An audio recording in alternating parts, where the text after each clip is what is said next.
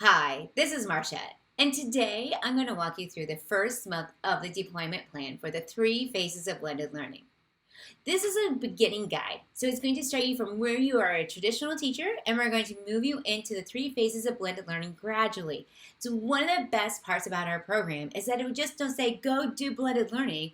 We give you the step-by-step guides on how to get there. Don't forget to grab your copy of the deployment plan. For this month, you'll get a blank copy, and then you'll also get, like, what would Marcia Kish do? So make sure you grab that copy, print it out so you have it as we get going. In this video, I'm going to walk you through 5 key things to get you started with blended learning. The first thing we're going to talk about is how to start small, getting organized, checklist folders, one of my favorites, digital content, and finally, the garage sale. Garage sales and blended learning? Yep, if you want to really deploy future-ready skills, the garage sales are going to really help you find some really great things to add into your classroom. So let's get started. Starting small. A lot of teachers think that they need to do it all day, every day. My answer is no. When you're doing this, think about doing it with one class. So if you're a high school teacher, think about what class you would like to do this with. If you would like to do it with your third period class, then do it with your third period class. Let the rest of them just keep going. Another thing is pick one subject. Now this goes for my lower grades teachers. You don't have to do it all day long. Think about it if you're a second grade teacher, what subject do you like to teach the most? And go with that one. So if you really like math, then try math. I do want to give you a little tip and trick. There are a lot of resources out for math and language arts. So I would start with one of those two first, but if you're a science teacher or a social studies teacher or even an art teacher, there's still stuff out there for you. But it just makes it a little bit easier if you are going to decide between math and language arts and social studies. If you teach second grade, pick one of those two first ones just to get you started. But again, your classroom. Pick what subject you would like to get going with. The next thing, work through phase 1. So many of my teachers, after going through a training with me, are like, well, what's the point of phase 1?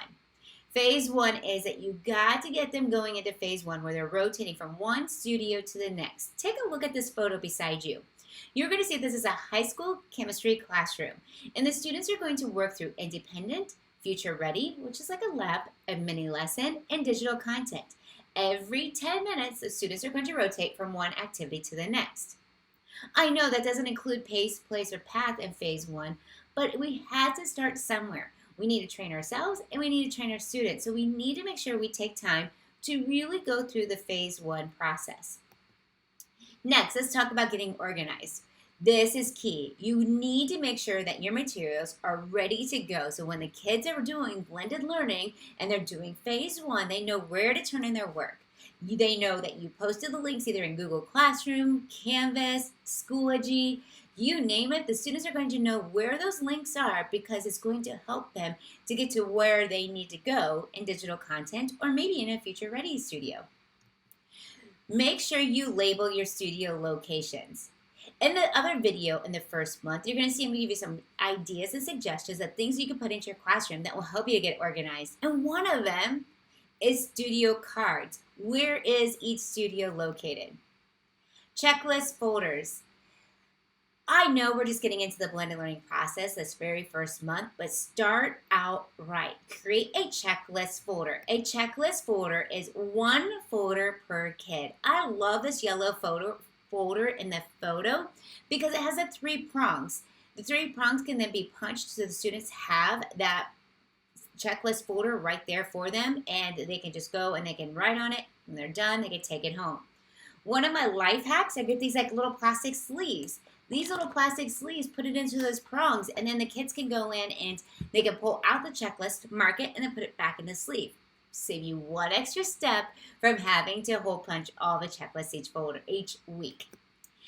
Make sure you get the prongs and pockets. I like the pockets because on one side of the pocket I have work that they're working on, and the back pocket is for work that's completed. Keep the folder in the classroom. Never send the folders home. Why? Because it's just a chance of them losing it. So keep the folders in the classroom. So when you're getting through this process, go grab some folders. They don't have to be expensive. Just grab some folders at Pockets and Prongs to get you started with your checklist folder. Digital content. Oh my gosh, you guys, there's so much digital content out there. It's hard to even imagine where to start. So what I want to do is I want you to think about your top 3 websites you want to try. Train the students on how to actually get in, log in, username, password before you even get into phase 1. This first month of deployment is just making sure the kids know how to get to all those websites and resources. It takes time, but the time is well worth it. Even from kindergarten to high school students, take the time to make sure that the students all know how to get to those websites that you are planning on using in digital content.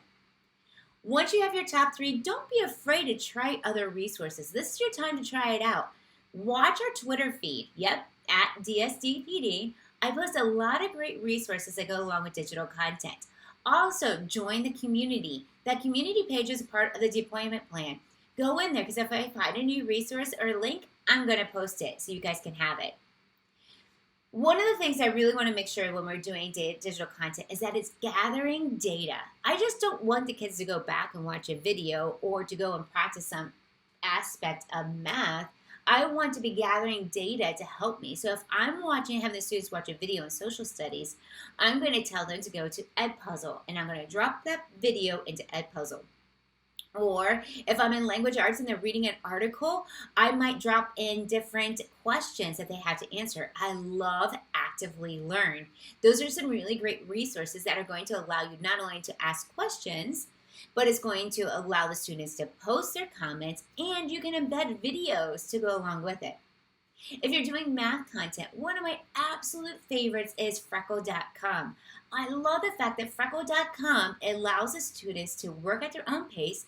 It's adjustable, so it's going to move up and down, so it's adapted to the student.